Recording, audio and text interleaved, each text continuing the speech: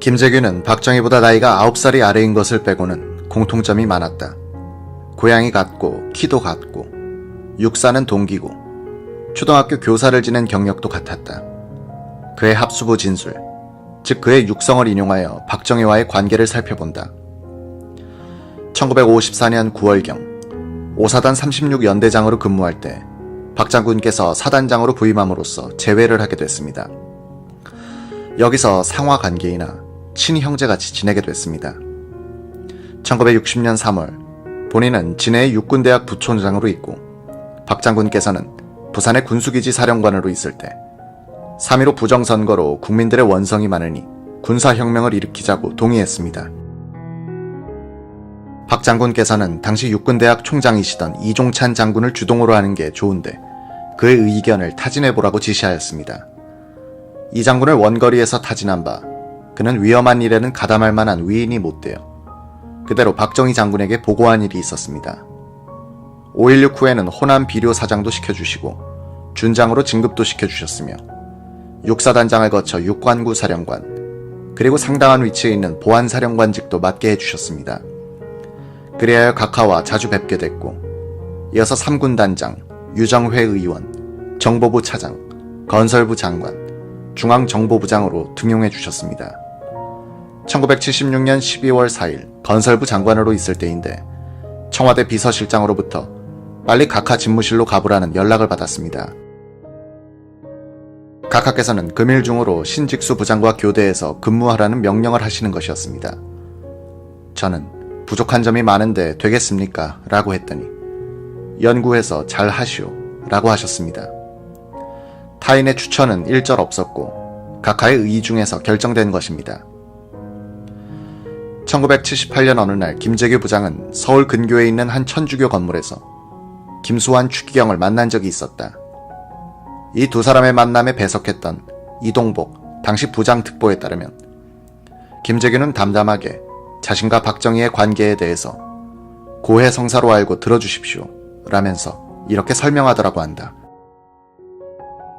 1973년 12월에 제가 유정회 국회의원을 할 때인데 각하께서 저를 부르시더니 중앙정보부 차장으로 가라고 하시더군요. 당시의 부장은 신직수 씨였습니다. 정보부 차장으로 부임하기 하루 전에 각하께서 저녁이나 하자는 연락이 있었습니다. 청와대 본관 2층에 있는 각하의 사저에서 저녁을 주시는데 식사가 시작되자마자 각하와 유경수 여사가 고성으로 다투시는 것이었습니다. 유 여사께서 이후락, 박종규같이 국민들의 원성을 듣는 사람들을 왜 중용하느냐고 따지니까 각하께서는 왜 아내자가 국정에 참견하느냐고 나무라시고 유 여사도 지지 않고 대드시니 저는 불안해서 음식을 한 숟갈도 뜨지 못했습니다. 한 10시쯤 집으로 돌아가려고 일어서니 각하께서는 화가 나셔서 저의 인사도 받아주지 않았습니다. 유 여사께서는 현관까지 저를 배웅해 주셨습니다. 제가 신발을 신고 인사를 하려는데 저를 등 뒤에서 껴안으시더니 김 장군님 들으셨죠? 김 장군께서는 누구 편이세요? 라고 하셔요. 저는 경모님과 같은 생각입니다. 라고 했습니다. 그랬더니 유 여사께서는 김 장군께서 중요한 자리로 가시는데 제발 저분이 하시는 인사 문제를 잘 지켜봐 주세요. 그리고 간섭도 해주세요. 라고 당부하시는 것이었습니다. 저는 유 여사께서 그 이듬해에 돌아가셨기 때문에 더욱 이 말씀을 유훈으로 생각하고 깊게 새기고 있습니다. 저의 머리에는 이 말씀이 항상 남아 있습니다. 추기경께서도 저를 그렇게 하시고 대해 주십시오. 김재규는 나름대로의 정의감과 대통령에 대한 충성심을 가지고 있었다. 1979년에 일어난 정치적 격동은 그의 능력을 시험하는 것이었다. 5월 김영삼 총재 당선으로 시작된 민주화 세력의 도전은 8월에 YH 여공 농성 사건, 9월에 김영삼 총재 직무정지 결정, 10월에 김영삼 의원직 제명과 부마 사태로 이어지는 경랑을 타고 있었다. 이런 상황에서 김재규가 당황하는 모습을 보이면서 시국 대책을 결정하는 주도권은 차지철 경호실장 손으로 넘어갔다. 김재규는 대체로 온건론을 견지한 것처럼 보였지만 김치열 법무장관의 말대로 그것은 론이랄 것도 없는 수준이었다. 김재규는 YH 여공회 신민당사 농성 때는 청와대와 경찰이 안전대책이 미흡하다고 반대하는 것을 누르고 경찰을 투입하도록 했고 한 여공의 사망을 가져왔다. 그는 또 8월 하순 대통령이 주재한 시국 수습 대책 회의에서 각하 칼날이 시퍼런 긴급조치 10호를 쥐어주십시오. 그래야만 전국을 수습할 수 있습니다. 라고 했다. 박 대통령은 이렇게 말했다. 그럼 지금 학생, 종교, 근로자들을 다 적으로 돌리면 어떻게 이 난국을 타결해 나가겠소? 당분간 구호로 밀고 나가고 정치와 종교를 분리하는 방법을 연구해 보시오. 정보부 간부들도 긴급조치 10호를 신설하자는 발상에 반대했다. 김재규는 인간적인 바탕은 선량한 사람이었지만 격동기를 주도할 만한 안목과 추진력은 갖지 못했다. 상황이 너무 커지면서 김재규라는 그릇이 담을 수 있는 용량을 초과하고 있었다. 이런 과부하 상태에서 차지철에 대한 증오심, 열등감, 차지철을 편드는 대통령에 대한 배신감이 뒤섞여 부글부글 끓고 있었다. 그는 대통령에게 사표를 내든지 담판을 하여 차지철의 월권을 저지시켜야 했는데 이 수모를 참기만 했다.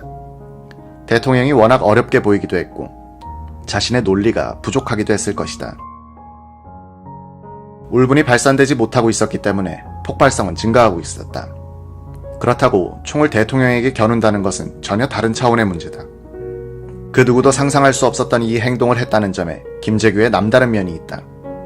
그가 지녀왔던 인간적인 선량함과 정의감에다가 자유민주주의에 대한 동경, 그리고 평소의 시국 판단을 확인시켜준 부마 사태의 민란화가 보조적인 요인들이었을 것이다. 그는 또 남자다운 사생관을 핵심으로 하는 일본 무사 정신의 숭배자였다. 10월 26일 남산 사무실에서 궁정동으로 이동하는 차 중에서도 김재규는 일본 무사들이 즐겨 읊었던 시낭송 테이프를 들었다. 그는 사무라이 영화 비디오 중독자기도 했다. 영웅적인 죽음의 미학을 그는 동경했다. 김재규는 안동 농림학교 4학년 재학 중에 강제 징집을 당해서 일본 요카이치 항공병학교에 특별 간부 후보생으로 들어갔다. 1944년 1월이었다. 이 학교에서는 가미가제 특공대원들이 배출되고 있었다. 그는 임관을 6달 앞두고 해방을 맞았다. 김재규는 안동 농림을 다닐 때도 친구들 사이에선 유별난 의협심으로 인해 별명이 노기대장이었다. 노기대장은 러시아 일본 전쟁 때 여순 요새의 공격을 지휘했던 일본 장군으로서 명치천왕이 죽자 부인과 함께 자결한 사무라이 정신의 화신이었다. 김재규는 김영 김씨였다. 수양대군의 쿠데타에 불만을 품고 친단종 쿠데타를 모의하다가 발각되어 죽은 충신 김문기의 18대 손이다. 그는 정보부장의 직위를 이용하여 학자들에게 압력을 넣어 무리하게 김문기를 사육신에 포함시키려고 했다는 비판을 받고 있다. 그런 무리를 할 만큼 대의의 목숨을 건 사람들을 존경하는 마음을 갖고 있었다는 뜻이다.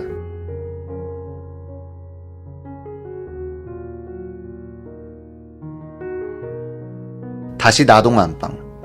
박정희 대통령이 자주 시계를 보면서 삽교천 중계방송은 안 하나 라고 재촉했다.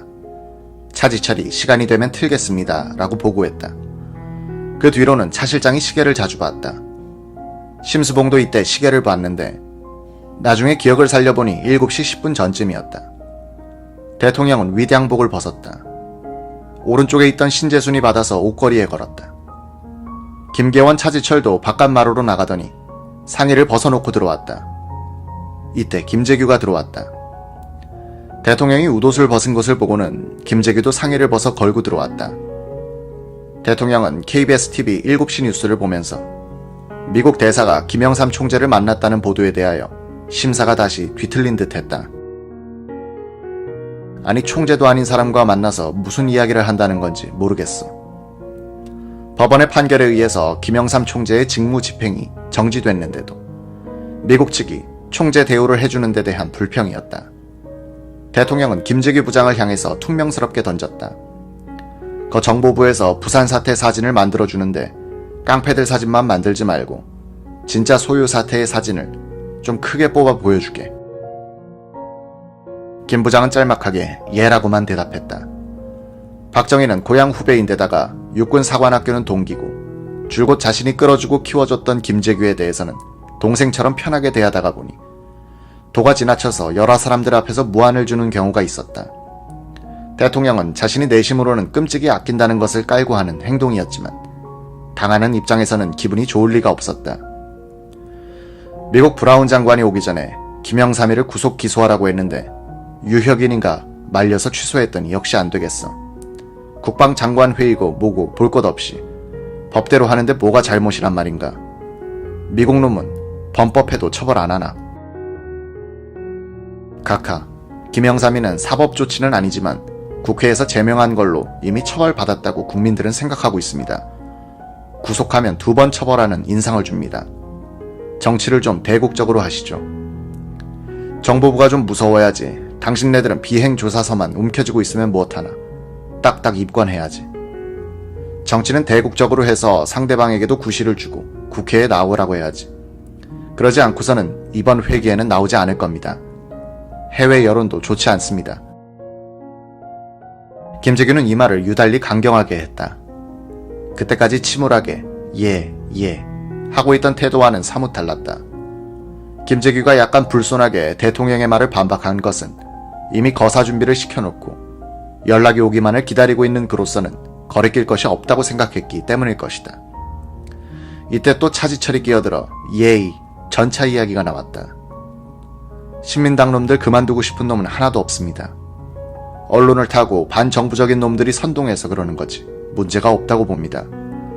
그 자식들 신민당이고 뭐고 나오면 전차로 싹 깔아뭉개겠어요. 신재순이 보니 맞은편에 앉은 김재규가 손목시계를 자주 보고 있었다. 대통령은 주한미군 방송에서 카터 대통령의 재선 가능성에 대한 이야기가 나오니까 무언가 한마디 하더니 텔레비전을 끄라는 손짓을 했다. 그러고는 도승지 한잔 하시오 하면서 술잔을 김계원 실장에게 건넸다. 대통령은 오른쪽 자리에 앉은 신재순 양 앞접시로 음식을 집어 건네주기도 했다. 대통령은 술 기운이 돌자 김계원 실장을 도승지, 김 부장을 포도대장이라고 불렀다. 신양에게는 김 부장은 술을 아주 잘하니 많이 권하게 라고 농담조로 말했다. 김재규는 간이 나빠서 술을 거의 마시지 않았다. 이날 술은 대통령과 김계원 2사람이 거의 다 마셨다. 마주 앉은 2사람은 잔을 빨리 돌렸다. 1시간 40분 사이에 시바스리갈 1병 반이 비워졌다. 차지철 자리 앞에 놓여있던 잔에서는 김계원의 지문이 검출됐는데 이는 김계원이 술이 약한 차 실장에게도 잔을 돌렸기 때문이다. 이날 김재규도 그의 주량에 비해서는 술을 많이 마신 편이었다. 분위기가 좀 풀리고 나서 대통령이 이제 노래나 좀 듣자고 했다. 대통령 왼쪽에 앉아있던 심수봉이 바깥에 나가서 기타를 들고 들어왔다. 심양은 기타를 대기실에 두고 왔었다. 안재송 부처장이 기타를 갖다 주겠다고 했었는데 막상 노래를 부를 시각이 되어도 가져다 주지 않아서 나갔다가 온 것이었다. 심양은 돌아와서 그때 그 사람을 부르기 시작했다. 노래가 끝나자 모두 박수를 쳤다. 박정희는 하나 더라고 했다. 심수봉은 구성진 목소리로 눈물 젖은 두만강을 불렀다. 만찬장의 분위기는 흥겨워지기 시작했다. 2번째 노래가 끝나자 차 실장이 이제부터는 노래를 한 사람이 다음 사람을 지명하는 게 어떻습니까? 라고 했다. 심수봉이 경호 실장님이라고 했다. 심양은 지명을 하려고 좌중을 둘러봤는데 김재규와 김계원의 표중이 어두워 차 실장을 지명한 것이었다. 심양은 그전에도 한번 여기 와서 노래를 부른 적이 있었다.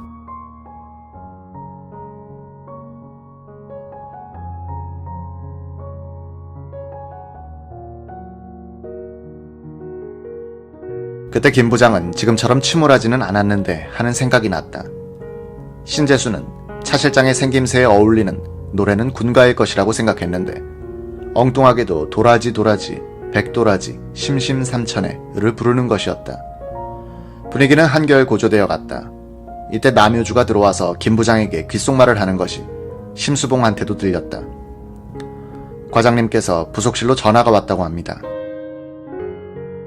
공격 준비를 끝낸 박선호는 대기실에서 경호처장 정인영, 부처장 안재송과 같이 있다가 안방 옆에 붙은 부속실로 나와 아무것도 모르는 남효주에게 심부름을 시킨 것이었다. 김재규가 슬그머니 나가는 것을 박정희는 눈치를 못 채는 것 같았다. 차 실장이 부른 앙콜곡은 나그네 서름이었다. 대통령은 손으로 장단을 맞췄다. 김 실장이 각하, 차 실장이 저런 노래도 다 아는군요 라고 했다. 예, 국민학교 다니는 딸이 저의 노래 선생입니다. 만찬장의 중심인 식탁의 크기는 1.5 곱하기 1m. 박정희가 이 식탁을 넘어서 맞은편으로 볼 수 있는 출입문은 열려 있었다. 대통령에게 시야를 틔워주려고 그런 것이었다. 맞은편에 앉아있는 김재규가 나가고 들어오고 하는 것을 다 알 수 있는 위치였다. 차 실장도 김재규가 무엇 하는지를 의식적으로 감시 안 해도 다 볼 수 있는 자리에 있었다.